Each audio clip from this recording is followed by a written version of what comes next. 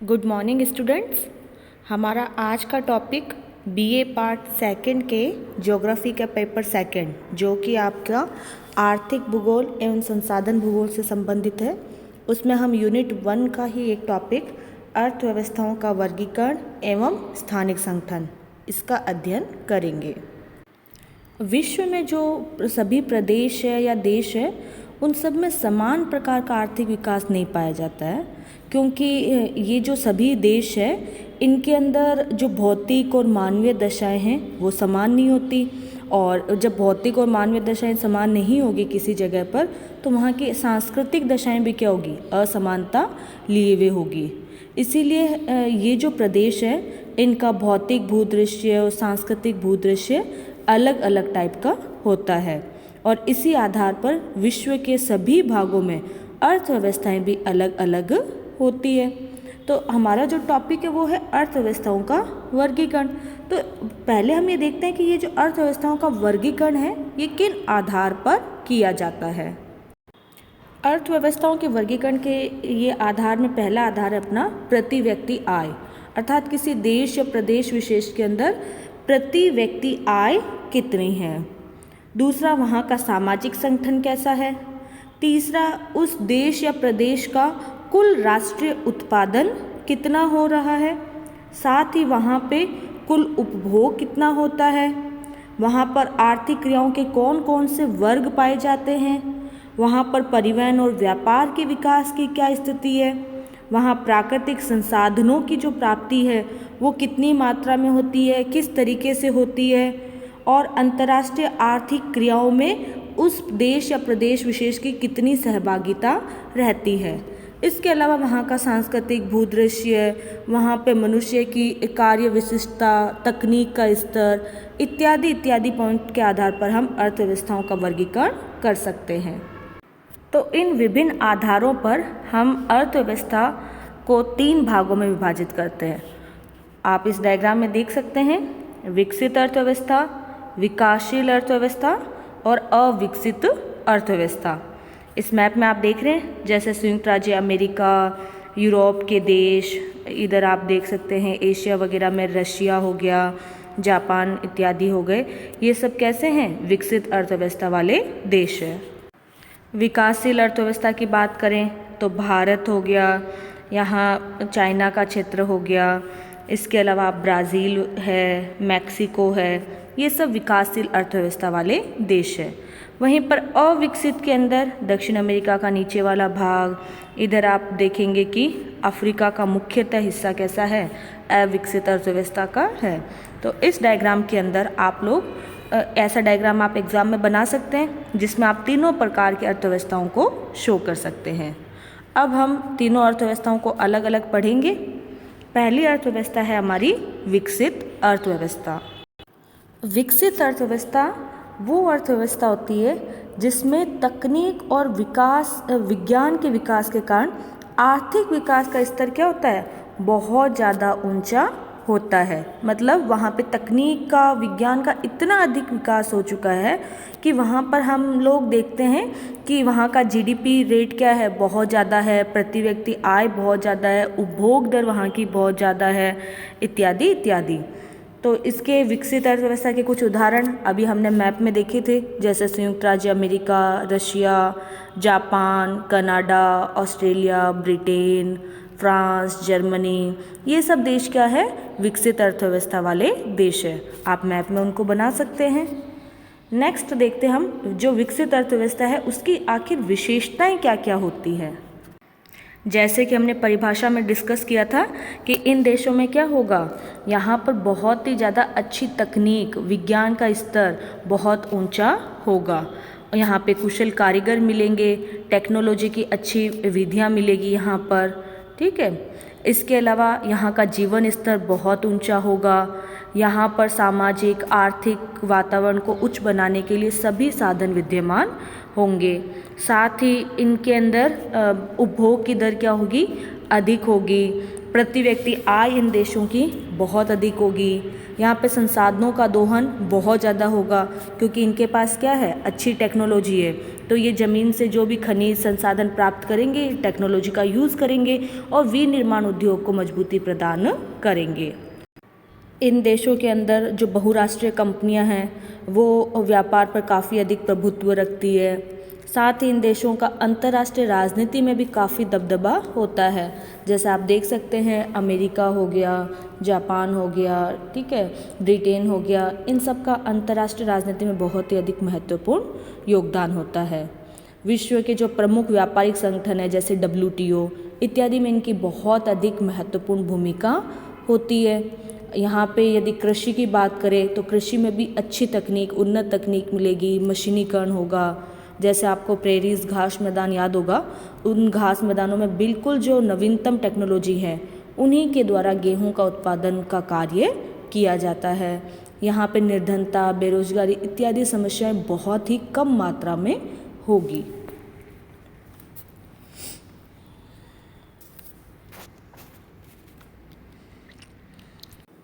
तो ये तो थी विकसित अर्थव्यवस्था की विशेषताएं। बात करें विकासशील अर्थव्यवस्था की, तो इस अर्थव्यवस्था में क्या होता है कि जो तकनीक और विज्ञान का विकास है वो एवरेज लेवल तक होता है। उसके कारण से जो आर्थिक क्रियाएं हैं वो पूर्ण रूप से विकसित नहीं हो पाती, बल्कि ये लोग क्या होते हैं, विकास की ओर प्रगतिशील होते हैं। अर्थात न तो ये पूरी तरीके से अविकसित है और न ही ये पूरी तरीके से विकसित है, ये उसके बीच के अंदर है, अर्थात ये विकास की ओर प्रगतिशील होते हैं। और विश्व के जो अधिकांश देश है वहाँ की अर्थव्यवस्था कैसी है, विकासशील अर्थव्यवस्था ही है। मैप में हमने देखा था चीन, Bharat, Sri Lanka, Brazil, Mexico, Peru, ये सभी देश कैसे थे, विकासशील अर्थव्यवस्था वाले देश थे। बात करें विकासशील अर्थव्यवस्था की विशेषताओं की, तो इन देशों के अंदर जो जनसंख्या है वो काफ़ी अधिक होती है। संसाधन की यदि हम तुलना करें तो संसाधन की तुलना में जनसंख्या काफ़ी अधिक पाई जाती है। इस कारण से सभी लोगों को उसी अनुपात में संसाधन उपलब्ध नहीं हो पाएंगे। इस कारण से इन देशों में गरीबी, बेरोजगारी इत्यादि की समस्याएं होती है। साथ ही जो संसाधन प्राप्त होते हैं उनका अच्छे से यूज़ करके जो प्राविधिक उन्नति है वो इन देशों की बहुत अधिक नहीं हुई है। इस कारण से उनका बहुत अच्छा या अनुकूलतम उपयोग ये देश नहीं कर पाते हैं। ठीक है, आप भारत के अंदर ऐसी स्थिति देख सकते हैं। इन देशों के अंदर जो जीवन निर्वाह टाइप की कृषि है वो अधिक पाई जाती है।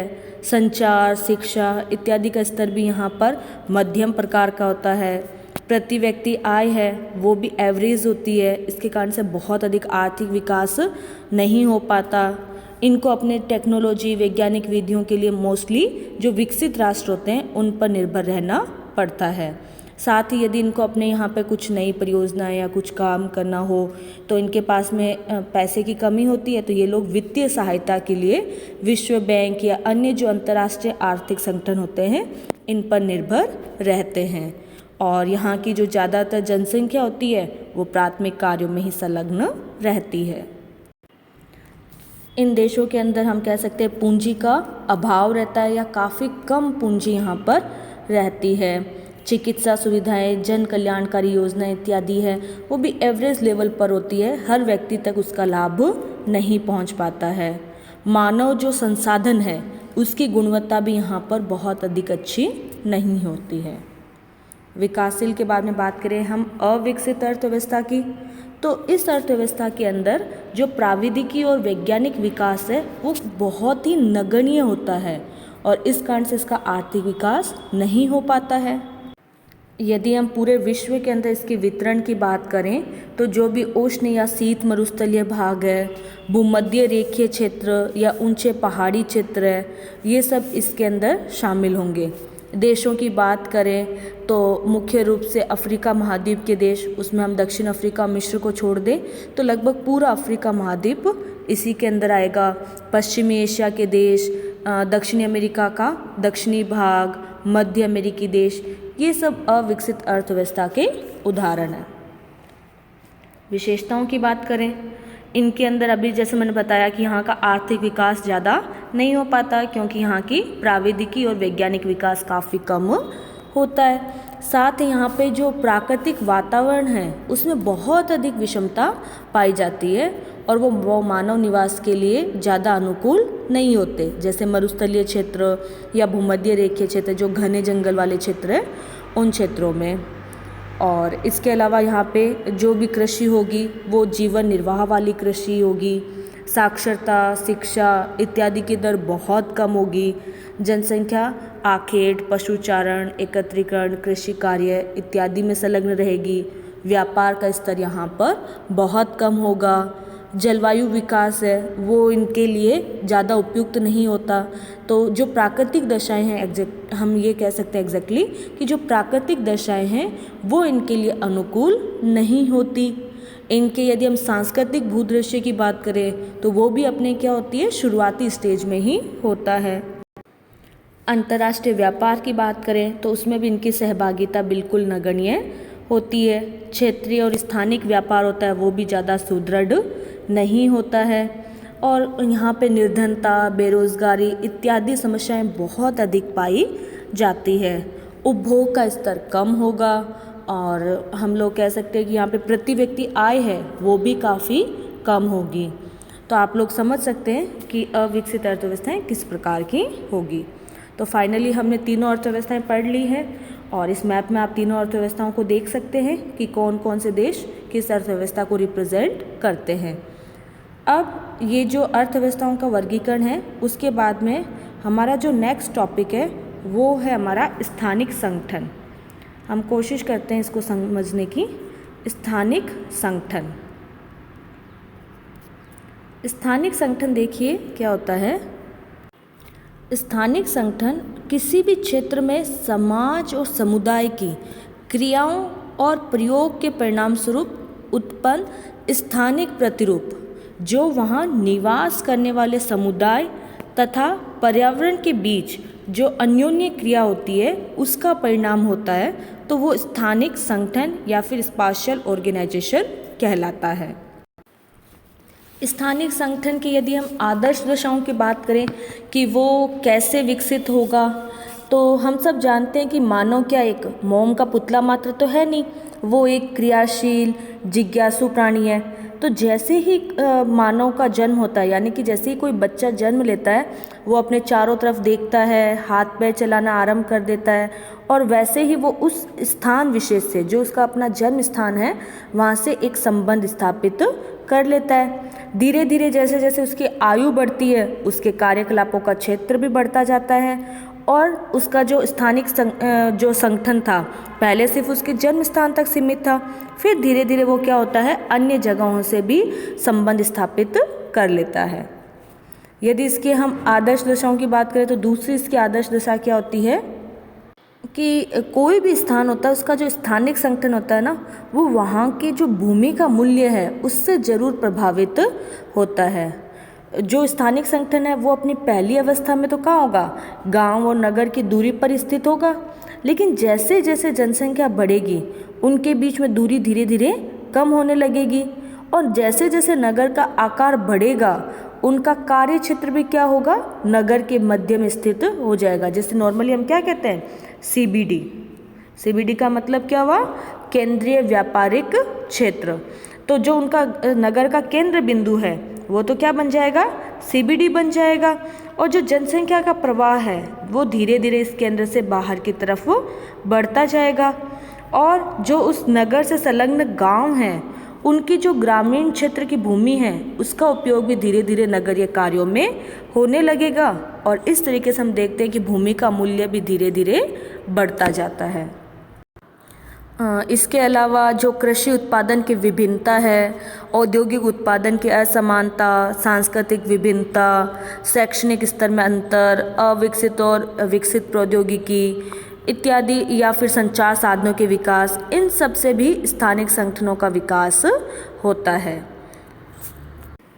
तो इस आधार पर हम कह सकते हैं कि आर्थिक भूगोल के अंदर क्षेत्रीय विभिन्नता स्थानिक संगठन संकल्पना बहुत ही महत्वपूर्ण विचार है।